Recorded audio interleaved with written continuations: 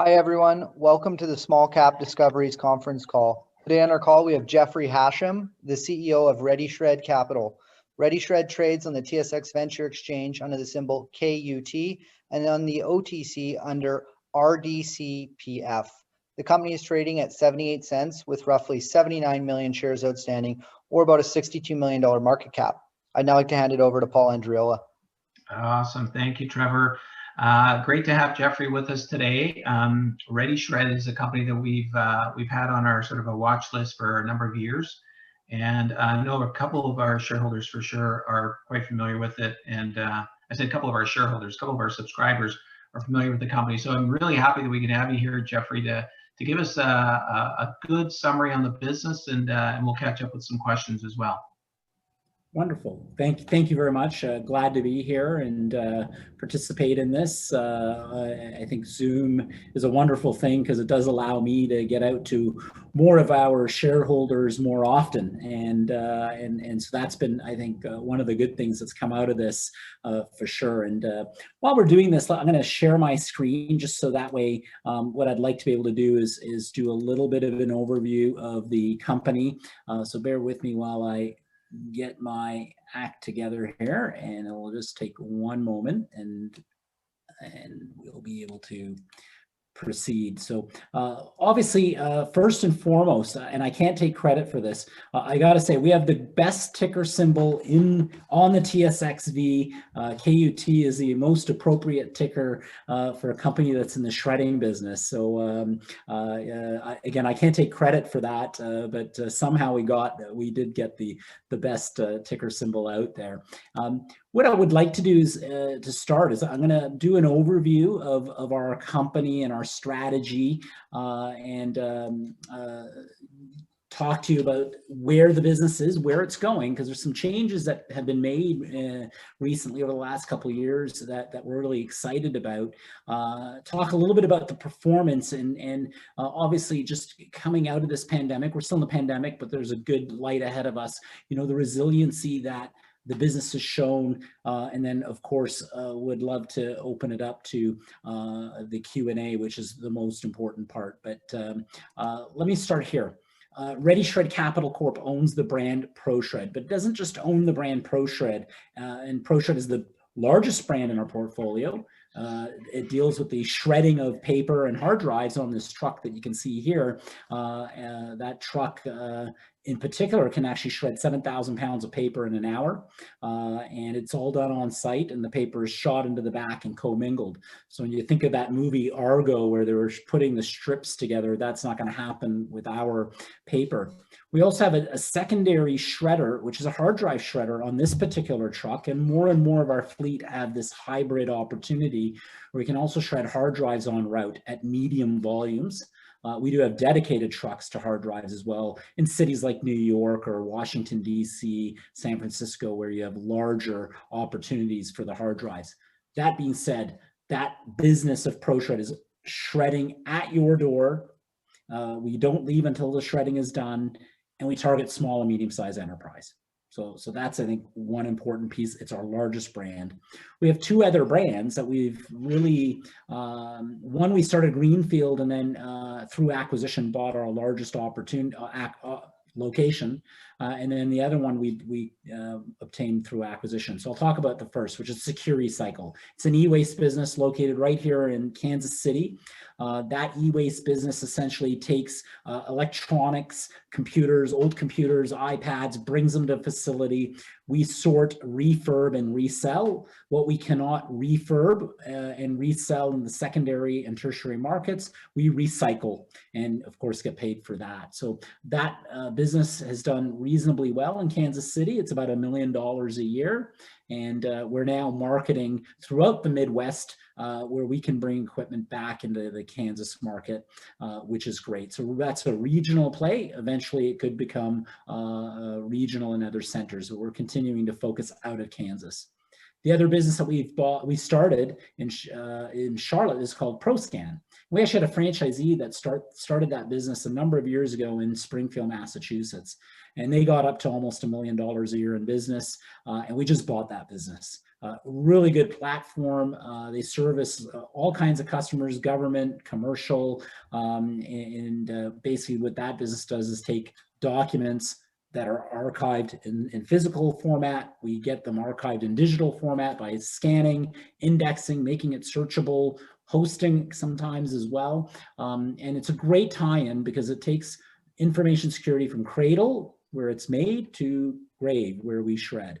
So we have this beautiful three-pronged approach to our marketplace, all in information security, all in recycling. So that's number one. Number two, all these red dots, 30 of them are out there servicing 40 markets, of which 18 are franchised and 12 are corporate. And so that 12 that are corporate all happen through acquisitions. We're buying our franchisees, and we'll continue to buy our franchisees as they reach retirement age or wish to exit. Last but not least, we target small, medium-sized enterprise. That's a forgotten market. It's a market that needs our service. Our average customer that's recurring in nature, so we call them scheduled customers, is just over $100 a month. So you think about that. We don't have customer concentration. We don't have economic dependence on any customer. And that's the other nice thing about this business. So that all being said, let me talk about the long-term drivers of growth. What's our strategy? Number one, when we buy something, or even for our franchisees, we want to drive same location revenue and EBITDA growth. It's not good enough to buy something and let it whittle away. We deploy sales, marketing, and technology and strong truck fleets into our marketplace to drive same location revenue and EBITDA. Of course, targeting recurring revenue the most. That's where we put the emphasis through our marketing and sales programs, and we direct it at small, medium-sized enterprise. Through COVID, having small, medium-sized enterprise accounts has been a blessing, because large installations and large customers, it's much easier for them to work from home than small, medium-sized enterprise that are healthcare and government and manufacturing and retail. They need to be in their offices or their facilities. So that's the first prong. The second prong, we want to conduct our acquisitions, and when we acquire our franchisees, they're quite large, 1.5, 2.5, even 3.5 or $4 million a year in revenue. They form the hub in which then after that, we can go out and buy independents. And those independents, there's 750 of them in the United States, of which 90% are 2 trucks or fewer. So just imagine now going into Chicago, where we bought them about a year and a bit ago, and now buying 1 and 2 truck independents on the same routes that we're going to the same buildings we're going to, driving route density. Again, coming back to that first prong, let's drive EBITDA growth. So acquisitions are important, both franchise and tuck-in. Last but not least, let's support our franchisees, help them grow profitably, help them grow a durable and recurring and sustainable revenue stream, which will lead to sustainable EBITDA and cash flow streams. So when we buy them, when they want to retire, we have something of value. We have something that we can take the rest of the way. And that's really, really important. And where has that led us? And I think, when I look at our performance, and a number of you, and I recognize a few names here, a number of you have seen the growth in our revenues. And our revenues have grown, of course, through same location growth, which I'll show in a moment, and acquisitions. Now, we're going to do in excess of $22 million in 2020, despite COVID. Probably going to be closer to $25 million in revenue for the year. And COVID took us by surprise, like it did everybody. We were down in the second quarter 20% on a same location basis, service revenue. We were down 10% in the third quarter, probably be about 10% in the fourth quarter. That's what we're sort of honing in on. However, we also had acquired corporate location revenue of $1.6 million in the third quarter. And they were also impacted by COVID. So just now think about all this though. This is all going to come back. These customers are slowly but surely coming back to the office. Simultaneously, we're adding new customers to our base. So this is really exciting because we've got the opportunity to bring our old customers back and continue to go out and get new customers. So we will get back to growth. So I'm actually gonna flip over to this page 10 here, which is when I strip out the acquisitions and I just look at same location shredding service revenue. Now we make money a number of ways. We make money through shredding paper for recurring customers, shredding paper for event-based customers. For example, you might have 30 boxes in a storage room. We can shred those. We make money when we sell the paper that we shred. Of course, we make money from scanning. We make money from e-waste. Just putting all the other stuff aside, just looking at the shredding service, that first two categories, recurring and non-recurring, we had 21 straight quarters of same location shredding service revenue growth. The only thing that stopped us was right here, Q2 of 2020, COVID. That's what stopped us. Right, so we would have kept going. We started the first quarter of 2020. I'd never seen a quarter start that well. And then second half of March, you know, we obviously, like a lot of businesses, we took it on the chin. But we're seeing recovery because what are we doing? We're adding new customers as well as customers are coming back. And we do have some large customers and they'll come back. They will, and we'll pick that back up as well. So this is the exciting part, that we've built a sales and marketing engine that goes out and grows same location service revenue. Now, I talk about acquisitions, and I'm going to talk about acquisitions in a moment. I'm going to skip this page. The most important thing is the bottom line. And how is this affecting the bottom line? Well, when you grow same location revenues, you're going to have a better bottom line. But on top of that, you know, when I look at what we did, we as a management team, and I got to give kudos not to me, I got to give kudos to our CFO and our VP of Ops. When COVID hit, we said, okay, what are we going to do? We're going to hunker down. We had already started on route optimization technology, and we put in a new system late in 2019. And we dedicated human resources to really looking at the routing and mapping it all out.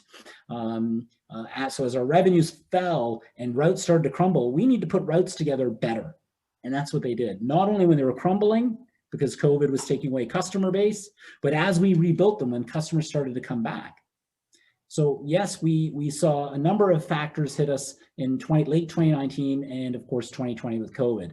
Paper prices came down because we get paid for the paper at the market rate. And of course, COVID had a revenue reduction for us in Q2 and Q3. But take a look, the acquisitions plus what we're able to keep, we actually had better EBITDA margins. This doesn't include wage subsidies. This is pure, how did we do operation? We had 25%, year before we had 23%.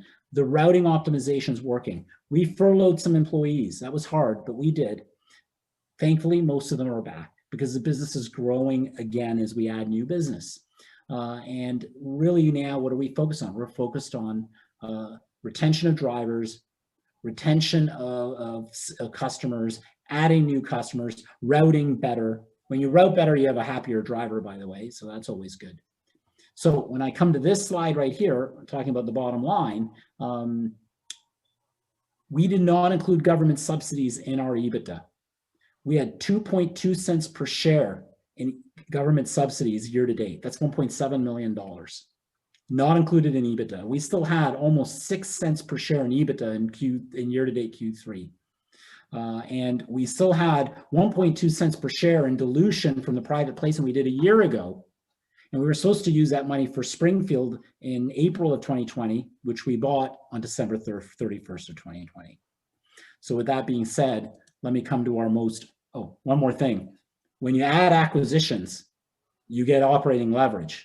And the operating leverage is now at 12%. Our G&A is at 12%. Now, a little bit of fictition in there because we did furlough people. You know, our target on a same location basis is between 13 and 15%, but we just added Springfield, so we're going to be able to compress that again. So we're getting operating leverage as we add these acquisitions. So now I'll talk acquisitions. Let me just pop over here. This is the Springfield acquisition. Springfield acquisition had $3.4 million US in revenue. Why did I like this acquisition? Why is this important? Finishes the Northeast for us. When you have all the locations in the Northeast, 6 to be exact, we can share fleets, we can share management, we can share talent, we can route better. So we become more efficient, number one. Number two, when you look at the revenue mix, 91% of their revenue in 2019 was service, only 9% paper. Even when paper was at all-time highs, it was 15%. That's 5% lower than what the system did, which was 20%. We want to keep that paper revenue between 10 and 15%. This business was already doing it even before. Very strong recurring revenue, very strong essential customer revenue, very strong government and healthcare revenue. So when COVID hit, they're down 10% overall. So they didn't get hit as hard in the second quarter. They didn't get hit as hard in the third quarter. They didn't get hit as hard in the fourth quarter. So, we're buying this business with very strong recurring, sticky revenue. So what did we do? We paid $6.825 million for it. 1.3 million is on earnout tied to this number, 3.1 million in 2019. And then we paid $1.8 million in debt, US, and the rest was equity cash that we had on hand, because we had $9 million on hand at the end, just before December 31st. On December 30th, we had $9 million. So we did deploy it, which was great. And so when I come back here, this will be my last slide here, right over here on the acquisition side. We actually did 15 million in 2020 in acquisitions. The acquisitions have gone well. The business has performed. Our EBITDAs are starting to get the leverage from these acquisitions. We have more to do. We have a strong pipeline of both franchisees and independents. We're really looking forward to 2021 and 2022. And as I said, the team did a great job. This business is really resilient. We didn't realize how resilient until we went through COVID, but it is resilient. And the team did a good job managing our balance sheet, managing our team, managing our trucks. And I think we did build a better business coming out of it. We didn't waste the crisis. We're very fortunate that we had a great team that stuck with us right throughout, and so we're so grateful and appreciative that they did. So with that all being said, I recognize I went through that a little bit fast, but I really wanted to make sure that I keep this open for Q&A, and I can always flip back and forth to other slide pages if you wish. We can talk about competition. We can talk about some of the tough questions that are out there, the future, anything you like. So Paul, I'll pass it back to you to see what questions your constituents have. Perfect. Thank you so much, Jeffrey. A reminder to everybody that's listening, there's a chat function. If you have any questions, I'm going to be asking Jeffrey some questions myself. But if you have any questions you want to make sure that are asked, please feel free to use that chat function, and we'll do our best to get those questions answered. Just a general question. You did mention in the deck there that the total addressable market was 3.6 billion. I think I saw. Is that North America wide, or is that just the US? And then really the question is, like, is there a part of the market that you haven't geographically tackled that you want to right now? Yeah, well, look, so 3.6 million is US. Canada, you can add another 300 million or 400 million into the mix. So you get to about 4 billion for the United States. So let me break this down. Let's use the 4 billion just to keep the numbers round. 50% of that 4 billion is vended, meaning that companies like us are shredding for other companies. $2 billion of it is unvended, meaning people are shredding themselves or throwing the paper out or storing the paper or doing something else with it. So now let's go back to the vended market. Of the vended market, $2 billion, 1 billion is in the hands of Shred and Iron Mountain, and 1 billion is in the hands of everybody else, mainly independents. So there's actually a very steep curve. So between Shred and Iron Mountain, we're next on the list. We're number 3, but there's a pretty steep curve down to number 3. And then there's another steep curve down to number 4 and 5, and then another steep curve down to the rest, which is a great opportunity. It's highly fragmented, and that is a great opportunity for us. So yeah, it's a good observation that you made, and I think it's important to understand the pie chart. Mm-hmm. But then are you tackling any new territories? Are you pursuing sort of franchisees in certain areas? How do you tackle a new market? Yeah. So look, there's two ways to tackle a new market. Actually, there's three. You can greenfield. Where we will greenfield is where I have a base of operation close by. So let me give you an example. We will greenfield in Buffalo, which we have, and then we actually did a little very tiny tuck-in acquisition, but we greenfield in Buffalo because we have a base of operation in Syracuse. We greenfield in Western North Carolina and upstate South Carolina because we have a base of operation in Charlotte. So that allows me to start with low cost. I can send a route once a week, right? And then I can deploy a salesperson there to build the route without having a permanent office and all the overhead that goes with it. And then when we get to a certain size, then you can have more permanent establishment in a location. So Buffalo is a good example now. We have bought a dedicated truck for Buffalo. I still don't have an office there, but I have a dedicated truck for that market. So that's the way we greenfield. Let's use a base of operation. Let's do it where we can minimize our exposure. So that's number one. Number two, how do we go into new markets? So new markets are one of two options: franchising or acquiring a larger independent. So, you know, a good example of acquiring a larger independent was North New Jersey. We didn't have anything there in 2018. We bought the largest independent in Northern New Jersey in October 1st of 2018. And all of a sudden we're in Northern New Jersey servicing all kinds of customers. So we are targeting in particular Ohio, Tennessee, those markets we're not in. We're targeting those mainly through acquisition because they're not far from our Eastern base or Midwest base. So then the further west you go, the more we want to franchise, because now you're getting out from where our core is. And it's always better to have more locality there. You know, getting out to, you know, if I were to try to do something in Las Vegas, that's a 4.5-hour flight in 3 time zones. That doesn't mean we won't buy things in California or out west. We will when those franchisees are more mature and they fit the bill and they want to exit. We'll get out west, no problem, and we'll be able to handle it. We have a good strength now, but we're very deliberate with our strategy. Start on the East Coast, work our way west, and you know, we'll continue to franchise more west. We'll continue to acquire more east.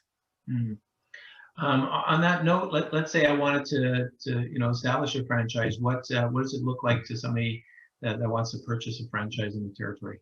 Yeah, great question. So let's I'm not going to use an example that San Antonio, Austin, Texas is a good example. It's a nice size market, not quite as big as Dallas or Houston, but a good growing market. And you know, the investment, and let's put financing to the side. Let's just pretend you're writing a check for everything, even though nobody does that. A truck is about $250,000. The startup capital, including the franchise fee, is about $200,000. And then the working capital is between 100 and 200. So let's call it 150. So right there, you got about $600,000 to start it. Now, good news is the truck you can finance. That's $250,000. You can finance. We have financing deals with some where it's basically no money down and fairly low interest rates. We as a franchisor, we finance franchise fees about a third. So a franchisee coming in will typically finance 30 to 40%, and then equity is the rest. And that's typically how they'll go about doing that. And what's the average franchisee look like once they've established themselves, say 2-3 years in? What kind of revenue are they generating? And how do you guys get your cut of that? Yeah, we got to get a cut, that's for sure. So look, a franchisee that's been in business 3 or more years with 3 or more trucks, their average is about 1.7 to 1.8 million in revenue, about 35% EBITDA, 5 trucks.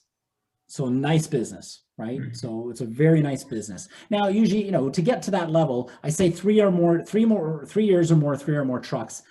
Most of those folks are year 5, 6, 7.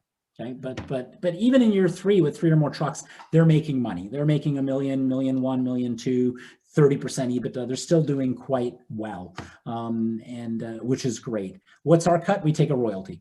The royalty is basically an incentive-based royalty. So the more they do, the weighted average royalty comes down. Our average royalty is about 5 in a bit percent. So that's typically what we take. There's other fees like technology fees and things like that, but they just essentially cover our cost of doing business. Mm-hmm. Mm-hmm. Gotcha. And we did touch a little bit on competition, but give us a sense of really, Iron Mountain's out there, and then it sounds like everything is really fragmented apart from that. Who do you typically compete with when you get into one of these markets? What does that look like? Yeah, so I just put up a slide here, a great question on page 28 of the deck. And there's really, and if I actually could have I can't do 3D pictures, so I'd have a third dimension, which is small or large, small clients or large clients. Now, we already know we focus on small, medium, so more on the small side. And then there's sort of the two methods of shredding: on-site, which is what we do, where we shred on the truck. There's also off-site, where you can take materials to a plant. And then, are you more of a waste removal company or an information security company? We view ourselves, and we are, an on-site information security company. On-site is the most secure method of protecting information. It just logically is. We don't take the paper in full format anywhere. So that's what we do. And there are many independents that do what we do, and target who we target. The difference, though, is we are after the recurring customer, where an independent struggles to get the recurring customer because the independent's on the truck. So how can you drive the truck, service the customer, and then convince them to actually go to a recurring model? It's much more difficult. Mm-hmm. So that's also, maybe there's a fourth dimension there. So then let's look at Iron Mountain. They're a large document storage company. They're very much information security focused, but they're offsite focused, and it makes sense. They're taking boxes from their storage units, taking it to the plant to shred. So why would they not use that asset to shred? So they're more offsite. Shred-it, who started also in Toronto and started very much like ProShred as an on-site player, have migrated to offsite. Why? Well, when they merged with Cintas in 2014, Cintas was a plant-based shredding company. They had all these plants that were underutilized, and then they got bought out by Stericycle. Stericycle trucks can't shred paper. So they decided to go to the plant-based model because, again, they have assets they may as well use. So they moved more large, more waste, more plant-based. And there's independents everywhere. Independents do off-site waste, off-site, on-site. They do. Independents are all over the map here. We don't mind buying. We bought an off-site shredding company in Brooklyn a couple of years ago. We just converted them to on-site because their trucks are already going where we were going. And we just said to the customer, well, look, this is better. The truck is here, it's shredding. We're not charging you more, right? There's no difference in terms of charge to the customer, whether you do it on-site or off-site for small, medium-sized enterprise. So they got a better solution and we got better route density. So that's a good picture, I think. I wish I could do 3 dimensions, but I can't. Well, that covers it for sure. Back to your M&A strategy. Give me a sense of the metrics when you buy a company, whether it's a franchisee. Maybe there's 2 different models here, but when you're buying a franchisee, what are the metrics around that? And when you're buying an independent, what does that look like? Yeah, great question. So here, it's almost like you had my deck ahead of time. Maybe you found it or whatever. But let me talk about the remaining franchisees. Their revenue range is between 1.5 and 2.5 million. Their scheduled recurring revenue mix is 50% or more. 4 to 10 trucks. EBITDA is between 30 and 40%. And the multiple range is between 5 times EBITDA and 6.5 times EBITDA. It's going to be hard for people to get 6.5 times EBITDA.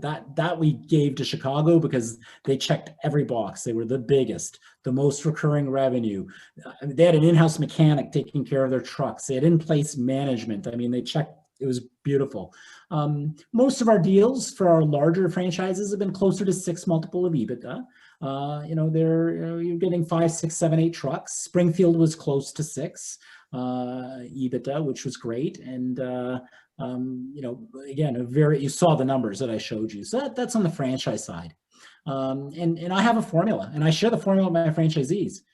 You want to get closer to 6.5, here's what you do. I have franchisees that still have too much purge revenue or non-recurring, and maybe their truck fleets are a little older. I'll pay them less than 5. So it's very much a formula, and I share it with them, and it's my advantage to share it to them because when we buy the business, we want to buy the best, and we want to buy recurring and durable. Independents are all over the place. I mean, there are independents that are doing 4 or 5 million, but the majority, the revenue range between 100K and $1 million. Their scheduled revenue mix can be anywhere from 30% to 60. Usually 30 to 40 is what we see. 1 to 3 trucks, usually 1 to 2. EBITDA could be 0%, could be 30%. So the deals can be asset-based. I've done deals for multiples of EBITDA. The nice thing with these, though, what I like about these is when I buy them, and if you buy them in a market that 4 multiple of EBITDA, and I'll give you an example. That New York one was a good one. They were doing about 100 grand a year in EBITDA. They were doing 400 or 500 grand a year in revenue. We started putting them on our routes. It was more like 200 grand a year for us in EBITDA. So, that 4 and a bit multiple we paid for it becomes 3 and 2 in a hurry. So it's extremely lucrative for us, even though they're small and you don't see it move the needle right away. It does move the needle. It makes those operations more profitable. If I could do 3 or 4 deals like that in New York every year, I would. And trust me, we know every single independent in the New York market, and we talk to them, and we work with them, and we share some revenue with them to have a good relationship with them. And when they're ready to sell, they call us. And the nice thing is Shred-it and Iron Mountain aren't interested in buying these little ones. They want to buy $1 million and bigger. They don't want to buy these small things. Mm-hmm. And do you ever buy distressed operations? Yeah, we've done a couple. We did one to start 2019 in Kansas. Asset value, earnout, like pure earnout, like cents on the dollar on revenue. It's funny, when we bought Connecticut March 1st of 2020, a week later we bought a distressed shredding company in Connecticut. It was small. I mean, we paid $15,000 in cash, and then again, similar type of earnout. But you know what it did? It was a route that was okay for us, and now it made it a good route. So we won from that, and that was a good deal. So yeah, we'll look at anything from distressed to non-distressed, obviously we package the right structure and the right value depending on what it is. Mm-hmm. And you mentioned sort of an age factor with a lot of your franchisees that you buy them when they sort of retire. Do you have sort of an idea when a lot of these things might be coming up for sale based on that, or, Yeah, no, we do. And more, we had a big wave. Franchising is interesting. So our type of franchisee tend to be high net worth individuals. They tend to have very good jobs in corporate America. So they don't move. They don't become a franchisee when the economy is good because they're making good money. Right. They don't become a franchisee during a recession because they're risk averse. But once the rebound starts to happen is when they become a franchisee. So we had a lot of franchise activity in 2012, 2013, 2014. Well, guess what? Over the next 3 years, I've got a lot of renewals and a lot of letters of intent are going to go out to a number of franchisees. So if we look at the 18 remaining, I think 9 or 10 are coming up. Some of them have already said, I'm not sure if I want to do this for another 5 years. Some have said they do. Most of them don't have a succession plan. Most of them don't have a son or daughter who want to take the business over. So we have a good opportunity, which is great.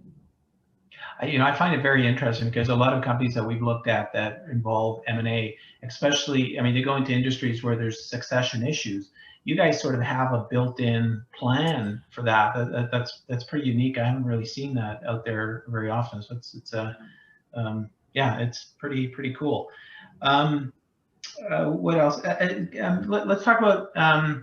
It seems like a pretty, I wouldn't say it's staid business, but is there much innovation in the business you're in? And if so, what kind of initiatives are you guys taking that might add either, new product services, or maybe we talked a little bit about geographies, but I'm looking for the word new somewhere in there, right? Yeah. What are you guys doing new and different?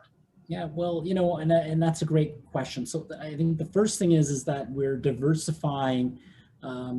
So let me sort of deal with the elephant in the room, because I get this question all the time. What about paperless society and and all of that, and it ties in with our strategy, of course. So look, the reality is that people are not storing as much paper. They're not storing paper. They're digitizing that. So guess what? We have a solution. We have ProScan, right? And so what do? We take archive paper, we digitize it, and we store it for them, or they store it on their servers. But now, guess what? That could be an existing customer, or that could be a new customer. So then what do? Well, we always tell people, and this is the reality, is that it doesn't matter if you digitize your archive paper. You are still going to produce paper. You're not going to produce paper to store. You're going to produce paper that you use. You're going to make notes, or you're going to print one page of something, or you're going to have to sign something, or something along those lines, and it gets printed. So where does that paper go? It's got to go into our recurring service bin. So that's why we've seen our recurring service grow double digits in the teens. And that's why we've seen the purge business, archive business, grow high single digits. There's still a lot of archive paper out there, but eventually all that stored paper will become digital. But that doesn't mean we're not going to have paper. So that's number one. Number two, that digital business, that scanning business will continue to grow. And it will continue to grow and turn into workflow solutions, right? Because that's, people will then use our hosted platform, because we also have a hosted platform, to store their information. So you've got that piece of it. Very much at its infancy, but we've now got $1 million a year in revenue, which is great. So that's a start. The other business, the e-waste business, that e-waste business, hard drive destruction, product destruction, taking old computers and refurbishing and reselling them. Again, that we're going to our existing customers with this solution. So it's about that customer database that we have, and what information security solutions can we provide to them easily. And that's where we're going. Now, having said that, one thing we do know is there's a lot of paper in people's homes. And COVID was, again, the crisis that wakens you, and you go, wait a minute, we're getting more calls for residential shredding. People are at home, they're cleaning out their stuff. So we created programs. We have two programs. One, a channel program where we go to our largest customers, business customers, say, give everybody this red bag. It's a red ProShred bag. Tell them to take them home, and tell them to put all their paper in there, whether it's work or not, because here's the thing. You as an employer are responsible for the protection of all information, no matter where it is. So you got to worry about cyber and physical information protection in your employees' homes. People don't realize that. So we said, here's your program, number one. Number two, we are directly marketing these red bags to residents, because we're a route-based business. As long as you're close to a route or on a route, I can go on somebody's residential road and shred, or I can go into Manhattan and shred. It doesn't matter, as long as it's on a route. So these are the things that we're now doing and discovering, and we're going to see our pie chart change. Here's an easy sort of number to sort of think about. We've already got $1 million in scanning revenue out of 2 corporate locations. I have 10 more corporate locations. Let's just say early days, I do $250,000 in revenue in each of those 10 locations. That's $2.5 million a year in revenue, plus the one I'm already doing. You can see how this will grow. And so that's an opportunity, and that's an opportunity to grow the client database with new clients, as well as provide more services to existing clients to create higher stickiness. So it's all integrated, and that's why we were very careful on what we buy, what we want to bundle in, how do we cross promote, all of those kinds of things. So it's very exciting, because these things all link in extremely well. Mm-hmm. Mm-hmm. Fantastic. A few more questions, and I'll turn to some of the questions that are coming in here. We always ask this now, COVID, how has COVID affected how you guys operate now? Obviously, I can understand how it's affected, so, supply and demand of customers and things, but are you guys operating differently because of COVID? Yeah, yes, no doubt about it. So number one, I talked about routing earlier, right? And now we have to route smarter. Why? Because we don't want to put 2 people on a truck. Because if you have 2 people on a truck, you've now got exposure. You're in this little confined area. Doesn't matter if you're wearing a mask, right? So we have way reduced our 2 people on a truck, and you often need 2 people on a truck. Let me give you an example. Manhattan, you need 2 people on a truck. So what do we have right now? We have the helper following the truck, either by taxi or public transportation. Now, there's some risk in that. Ideally, we have them follow in their own car. Manhattan, it's a little bit harder to do that, but in all other areas, we have them follow in their own car. So we're minimizing that exposure. Obviously, we're doing screening prior to them starting their routes. Full sanitization, truck, bins, everything. Full PPE. The minute we had I got to give Ron Gable a lot of credit, our senior VP of Ops. Early March, he was finding PPE for the team. He wasn't, everyone was scrambling. We had PPE. He was seeing the tea leaves, and he did the right thing there. And so we stagger shifts. Shifts we used to do a team huddle in the morning at 6 a.m. No, now we have some people start at 5:30, and then 10 minutes later, someone else start, and people rotate in. Our offices, we have some people working at home and some people working in the office. We actually put in a brand new phone system just for our own benefit and our own productivity in February. Well, guess what? That allowed for remote work, thankfully. I'm fortunate. I got people thinking of this stuff and how do we make us more productive, and all this stuff worked during this time. So I think, it's always good to be thinking of these things. So COVID, we did a lot of things right, knock on wood. We learned as well through the process. And overall, as you can see here, the impact to our results. Again, if you look at the third quarter, we're only down 10%. I was floored that we did this well. And I think the most important thing here is, who do we target? 60% of our clients were essential services. 60%. Yeah. They were small, medium-sized essential services. They're the ones that have to be at work or have to get back to work. So what are we doing? We're targeting suburban, small, medium-sized enterprise clients, essential clients, those types of clients, more than right now than those downtown clients, because those downtown clients are all working from home. So that a lot of learning, a lot of adjustment, and I think, knock on wood, that's why we're seeing some better results than anyone had anticipated. Okay, a couple more questions, and then, like I said, I'll jump to listeners' questions. The share structure, insiders, give us a sense of what percentage insider ownership. Yeah, let me slide over here. This slide's a little dated just on the stock price, thankfully, because the stock price has done a little better. Actually, I thought I had management here on this, but management and board own about roughly 25% of the stock. And then one large insider would own about 15%. So just 39 to 40% is owned by board, management, and one large shareholder. Perfect. And there's some institutional interest, I know, because we've talked to a couple of small institutions. Any sense of how much institutional ownership there is? Yeah, you probably have another 35-ish% in the hands of institutions. So that now gets you 75%, and then 25% are with individuals, retail, and the like. Yeah. Perfect. And obviously, you guys you're on M&A hunt. What does your balance sheet look like? Do you foresee any financing requirements over the next sort of 12 months? Yeah, let me pop over to this page. So the balance sheet's good. Now, this $9 million, we did use some of it to do the Springfield acquisition. We also received debt. We received $1.8 million US in debt at 3.33% interest, by the way. We'll do that all day long. We do not put 80% debt on our deals, though. That's not what we do. 40%, 50% maybe, depending, but that's sort of where we're at on the deals. So look, we have a pipeline, and right now the deals that I'm working on, I think we can still continue to do them with what we've got, but we're going to have to come back to the market. The reality is, I've got 18 more franchises we got to buy.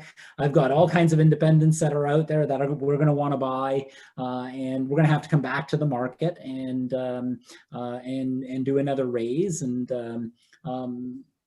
timing will depend on. One thing I think people know about us is that we want to make sure we have the money on hand to do the deals. We also want sellers need to know that we have the money on hand. Simultaneously, I'm very mindful of dilution. I'm a shareholder as well. And, so you got to time it right. You got to have the money on hand, but I'm not I've turned down bought deals because I didn't need the money. And it's not good for shareholders. And then that puts a lot of pressure to go out and maybe not do the right deal. And we want to do the right deals, and we want to integrate the deals properly. And so, we will need to raise money though. And I think, the timing is looking better, of course. And so, stay tuned, and we'll do it at the right time. But I've got a good pipeline, so that's the encouraging thing too. Yeah, good. Okay, let's jump on some questions here. We've got one question. What is the required maintenance expense on a location, basically a location basis? Yeah, great question. Maintenance capital, or maintenance capex, I would imagine that's the question. It ranges between 6 and 9% of revenue. So, let's use 35-ish% EBITDA, or even let's go a little lower, conservative, 32% EBITDA. You'll knock out, let's say, 6-7% for that capex, and that's pretty consistent over time. Gotcha, perfect. And then a follow-up is, what does the capital budget in 2021 look like? We have so here's a couple things. I think it's a great question, and we are of the view that our trucks can last 7 to 10 years depending where they are, but it's like cars, and especially our application. By 6-7 years, you really don't want to own that truck, because the repair and maintenance costs start to get prohibitive.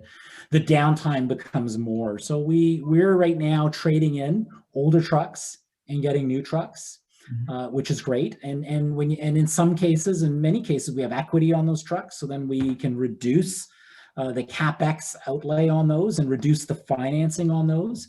So this year we're looking at about 10 trucks, some to support growth and some to replace existing fleet. And so that's sort of where we're at. And the nice thing when you're buying 10 trucks is you get really good, you get really competitive offers from your truck manufacturers. No doubt. Okay, another question. Do you feel you've developed a moat around your business, or is there an ease of entry for competition? And why use your service versus a local independent? Yeah, great question. So I think there's a couple of things. Number one, look, you can buy a truck, $250,000, and even if you have to put 10% down, you can buy a truck, and you can put up a website, no problem. And then what? Then you've got to go out and sell, and you've got to go out and drive, and so the independent. Here's the problem: they put up a website, but putting up a website is, let's say on the low end, 25 grand. You got to support that. Pay-per-click, SEO. Well, a lot of them forget about that, and they underspend there. And we know that in order to be successful digitally, you've got to spend money with Google. Google rewards the spend organically. There's a client journey that we've mapped out. We've got people, right? So that's a moat, right? That spend has to be there, number one. Number two, when you spend money on Google, you get inbound purge requests, one-time shred requests. Great. So the driver, who's the owner, answers a call. Yeah, I've got 50 boxes. Here's the price. I'm coming to do it on Thursday. Great. Then what? They don't follow up for the scheduled. So what's their scheduled clients look like? They're very small, $30, $40, $50 a month. Okay, so then now their routes aren't very good. So their contribution margins are typically 15, 20% less than ours. And then what happens when they fill up that first truck? They got to buy a second truck. And then they get their brother or their brother-in-law or their sister-in-law or somebody to drive that truck. It becomes very much a struggle, where our model has been, especially with our franchisees, no, we want to get somebody who knows how to build a business. And we're going to teach them how to build a business. And they're going to have to spend some money and invest in people and marketing and sales and in trucks, but they're going to grow over 10 years. They're going to grow this business to 4, 5, 6 trucks. That's why on that chart where I showed the independents, that's why the independents are where they are. So there's not this, the moat is not obvious, but it is there. Good, fair enough. My next question, where do you see yourself in 5 years? Where's the business in 5 years?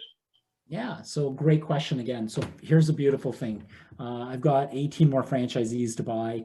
My expectation is the majority of them will sell by then. So now let's sort of think about where we are. We have about $45 million a year in system sales. There's about 22, 23 million left for us to buy, but we're also growing organically. So my view is we can be between 50 and 60 million dollars a year. I think we can actually get to 60, but let's say 50 to 60, just using what very logical. Here's where we are. Here's what we're going to buy. Here's the growth rate that we've experienced. So just extrapolating that out and use a 30% EBITDA margin. This is now, and I'm going to pull up my calculator here, but, using that, that could be a 12 to $15 million EBITDA business, not even including independents that we're going to buy. So it could even be more than 60. And that's the exciting part. And then we're going to buy scanning businesses, and we're going to buy e-waste businesses, and we're going to launch scanning businesses within the businesses we have and lever what we have. We're going to get a better return on our invested capital. This is going to be great. We're going to take this methodically. Like, I think everyone who knows me on this call and said, I've seen a few names here that I know, they know we put our head down, we work on the business, we work on the nuts and bolts and the nitty gritty. The things we do have logic and numerics behind it. And we take calculated risk. Every business sometimes you have to make a decision and take a calculated risk. But this is how we're going to do it. Even with COVID, we were actually a little ahead of plan. So we had a 5-year plan to do it, and we still do. We're on plan, and we're going to get it done. I've got a great team, and we'll add to the team as needed in a smart way, because you still need, as you grow from 25 to 50 million, you need a team. And we're going to bring in some good people and smart people to help us along the way. Perfect. We have talked a little bit about this question already, but market size, and then what trends are you seeing in the market with a push towards the cloud, working remotely? Is there a fear that the shredding and scanning business are largely decreasing market size? Yeah, no, archive paper, yes. Archive paper is going to decline at some point. It hasn't yet. Actually, the shredding of archive paper hasn't declined yet. People are not archiving paper anymore. That's a very if you look at Iron Mountain's financial statements, that's a flat business. It's surprising that it's still a flat business. But the shredding of that archive paper is still there. But that's single digit growth. The scanning side of it. So now how do you morph the scanning business? You morph the scanning business by providing a workflow solution for small, medium-sized enterprise, so they park their documents, whether we scan it or they scan it, on our hosted platforms, and charge them something for that. So we have very few customers doing that right now, but that's the infancy. What you want to do is you have a customer that trusts you with your shredding, trusts you with your scanning, trusts you with your hard drive destruction. Why wouldn't they trust you with your hosting? We're at the very genesis of this, but that's the exciting part. So actually, I look at this the other way. I look at it going, this could be really exciting, because we're going to have these hooks into these clients doing all these different services around information security.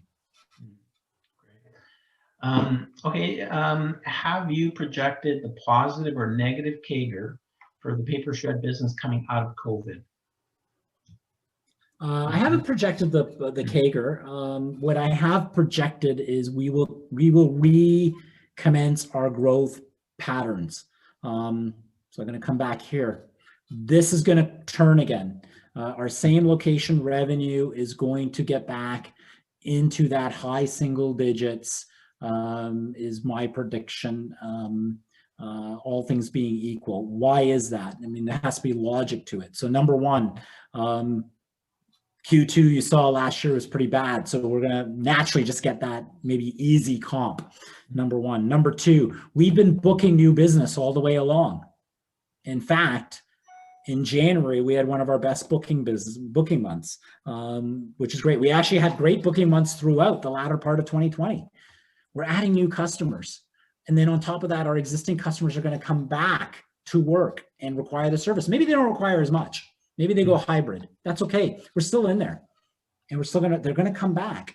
And so we're going to get that little uplift. So my thoughts are Q3 and Q4 of 2021 should be back in Q2 even.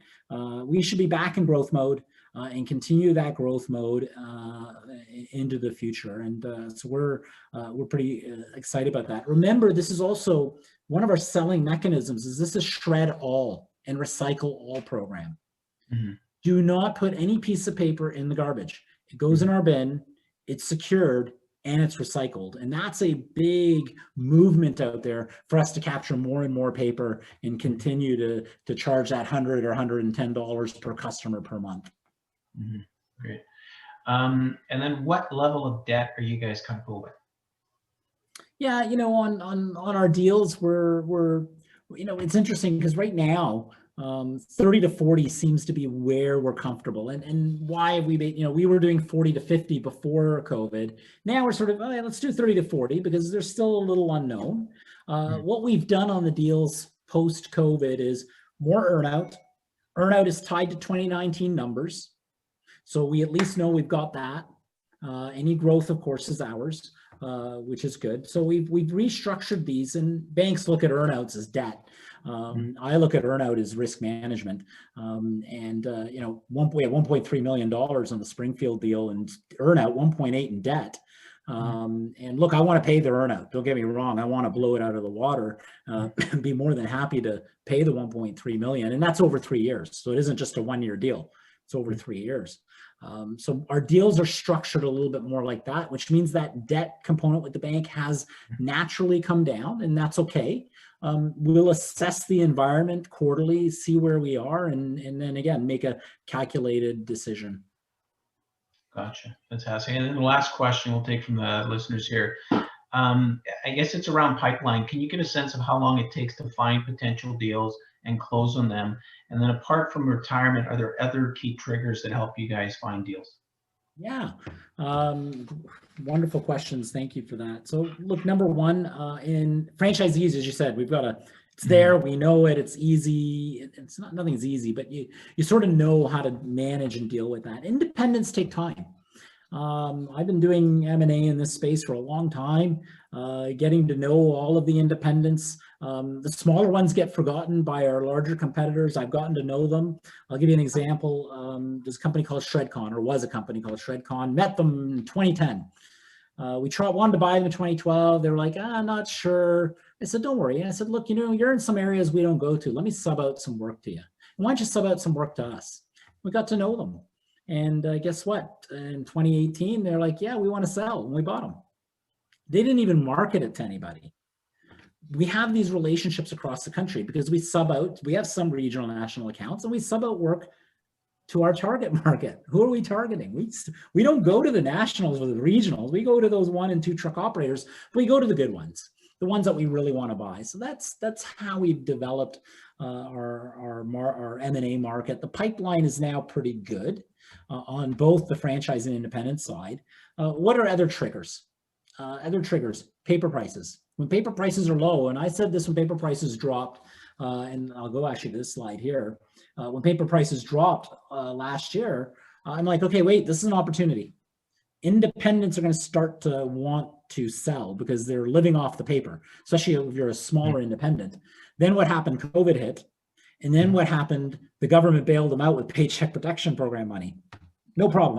I think that was, the government had to do something, but that gave them a little bit of a lifeline. But what we are seeing now is some of these folks going, wait a minute, what do I do after this? Paycheck protection money is no longer there. I need, and paper prices are still low. I actually don't have a problem with low paper prices because we always charge for the service, right? We are always about charging a reasonable price of service. And I come back to this chart in Springfield. You know, most of our locations look like this, where it's 10%, 11%, 12% is paper revenue. The rest is service. And that's not what our independents look like. And that's a good thing for us. So there is opportunity. That's another trigger for sure. And succession planning for independents is also an issue. Gotcha. Listen, Jeffrey, this has been great. I've learned so much and I really appreciate it. At this sort of point in the presentation, we always like to give you guys an opportunity to sort of leave with a parting message or any key message you want our listeners to walk away with. Let us know what you think we should know. Yeah, well, look, first and foremost, thank you for taking time out today. I really appreciate it. I think you can see this is not just, okay, we're going out and shredding documents. We have a strategy. We have a plan. Right? It's a well thought out plan. You know, we want to focus on recurring shredding revenue. We want to focus on digitization of documents. We want to focus on e-waste and product destruction. And then we want to put our hooks into our customers. We want to grow our same location revenue and EBITDA, and then layer on the acquisitions and do it again. And it's this team here. I put this picture up here. You know, you get to meet me, and I appreciate it, but it's really these folks and their teams that do the hard work. We all put our head down every day. We, you know, most days I don't even know what our stock trades at because I can't do anything about that. But what I can do is work on the business and go do an acquisition or talk to an independent, or all of my team here can try to make it easy for our customers to do business with us, or try to make it easy to transact business within our business, and try to find new customers. And these three, plus many others, have done a really remarkable job through COVID. They've done a remarkable job in the business. They're going to continue to do a job. They put their head down, they roll up their sleeves, and you know, I can't thank them enough. So you know, I put this picture up here because those three people, Kasha, Ron, Francesco, and others, really deserve the credit for doing an amazing job in this business. And we wouldn't have had the growth trajectory we've had to date without them, and we won't have the growth trajectory that we're planning for without them. So you know, really want to thank them. And again, I thank all our shareholders. A lot of you stood by us when nobody believed in us. I love hearing it when my shareholders have bought shares early on and they've made money. We are not finished. So that's the other message. We're not finished building this business, and we'll keep doing it. So thank you very much for those of you that are shareholders or to be shareholders. Mm-hmm. Yeah, Jeffrey, I mean, we've watched you for several years now. I think you guys have done a great job growing the business and getting to where you guys are right now. If any of our listeners want to get more information, what's your website address? Yeah, go to www.redishred.com. That'll take you to a ProShred page, the investor relations page. So redishred.com. Feel free to phone me as well. You know, my number is here, so I'll just put that up there. My email is there. Usually jeffrey.hasham@proshred.com is the best way to get me, but phone number's there, website is there. Our phone numbers are everywhere because, you know, often you'll have questions and we're happy to take those. That's fantastic. Jeffrey Hasham, Redishred Capital, thank you so much for joining us today. Thank you, Paul. Thank you, Trevor. Thank you, everyone. Appreciate it. Have a great day and stay safe, everyone. Stay safe.